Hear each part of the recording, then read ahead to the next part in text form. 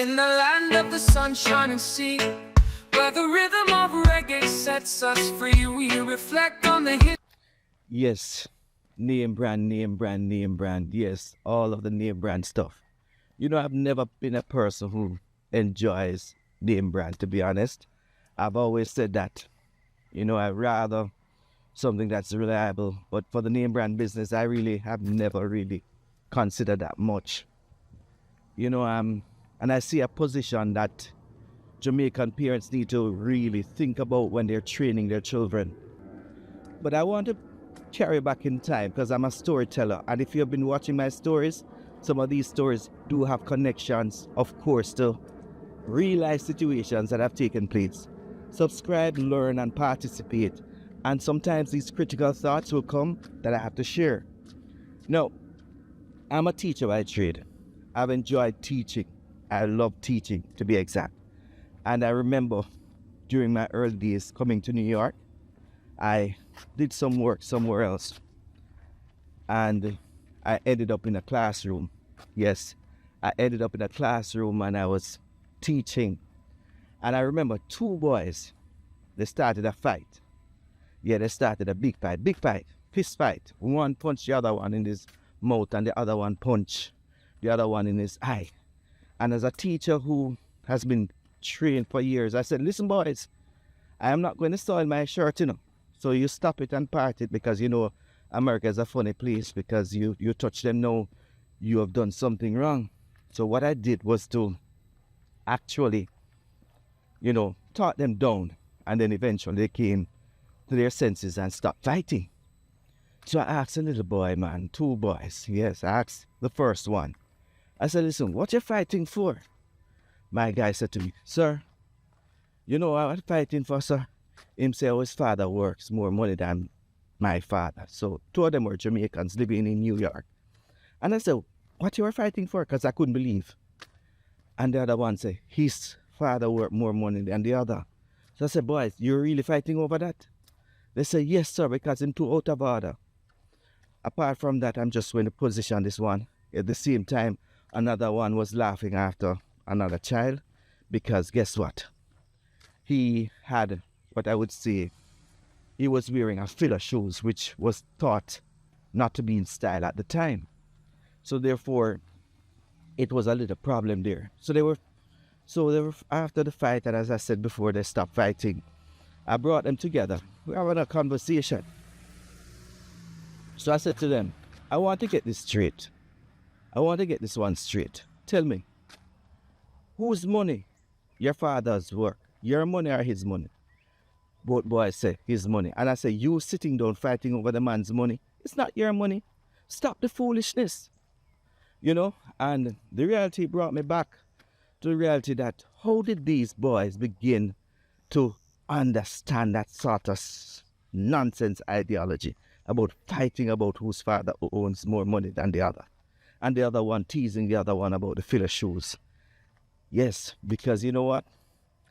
The name brand concept has been elevated to the black population where we think it's a must that we have to have the latest name brand, the latest shirt as it relates to name brand. But the bottom line is, how do we reach a stage in our society where students, instead of taking on a skill or educating themselves, are more concerned about what? Name brand. And that is a destruction towards the population in the Caribbean as well as in the United States as well as England. Because I heard about another thing where individuals are buying I think it's a jacket valued at thousands of dollars, equivalent thousands of pounds, or maybe £1,000 to be exact. And this jacket is being stolen and children, high school children, are taking these jackets in. My issue is, how do we reach a concept where individuals who can hardly find shelter over their heads are encouraged to buy their children this? Because if they don't buy that stuff, the child would have a feeling of being left out. Really? How did you bring your child to reach that position? And people might say, yes, what are you talking about? I have raised two daughters. And I remember saying to them, it's not about the clothes, it's about what skills you have at the end of the road. I've always maintained that they have the maximum experience. Taking them out, I say, whenever you're finished, you can buy anything you want. But my job and my role is to ensure that I bring you up in the way that you understand that a job is important, and of course, finding a career path is important. They are two fundamental things. And I remember my aunt, Glory, to her, she is a part of this world, saying to me, you need to have an education, and after that comes something else. So it's a business or education or something that can generate income. So when we talk about name brand, I see that sometimes we have problems because individuals are just thinking about these name brands. And we have to get critical, right? We have to get critical to understand that those producers of these name brand products, they're not thinking about our well-being.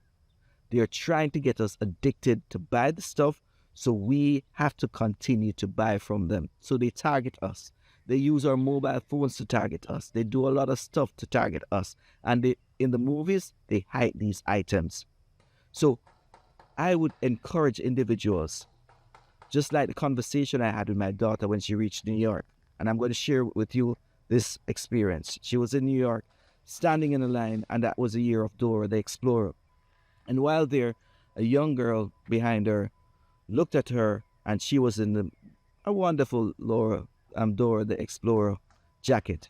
She looked at my daughter, who was about her age, I would say 7, and said to my daughter, where did you get that jacket from? Yeah, that question has a little power. Yeah. So the child is seeing that jacket as being different because the jacket did not have a name brand.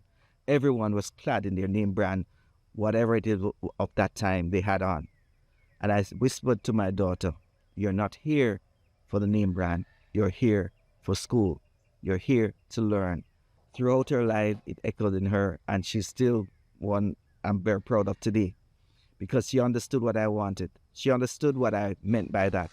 And I've kept on saying to the other one, both girls, it's not about the brand. It's about how we navigate the world. No, if I had the money and I had millions of dollars, would I do that? The answer is no.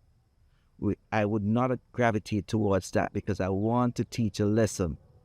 We cannot support producers who don't even support our community. That's another issue too. So when we talk about some of these brands that people are wearing, they don't even help the community that we're from. So why are we supporting them? Apart from that, I will not pay for something that's expensive, that has been made in China, and they've just slapped on a brand or a name on it to get more money. I'm not doing that. I'm not in the hype. So I want to say, refocused. Allow your child to understand there are more significant elements that they can enjoy. Rather than buying that name brand product that costs thousands of dollars, why not take that child on an experience that they can learn so much? All right? Why not take that child to have more relationship building with you, like on a movie night, doing something that's exciting? Because once you build up those aspects, the value of the brand goes down because they value your friendship and what you're doing to them. So as I say, I promised 2 things. I promised the 2 young ladies that I'm raising, that I've already finished raised one. We have done that.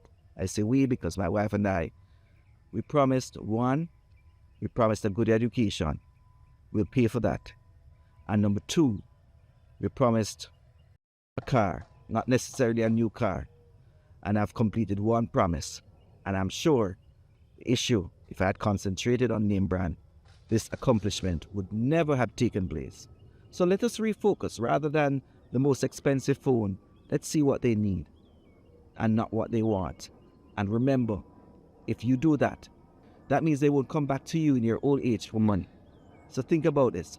Rather than concentrating on name brand, allow them to build their own brand as it relates to personality, and of course, empower them to go after things that can sustain them. That's my critical thought. No branding here. History that has been, to find the strength in the roots of our kin. In the melodies that softly sway, we find solace in words they say.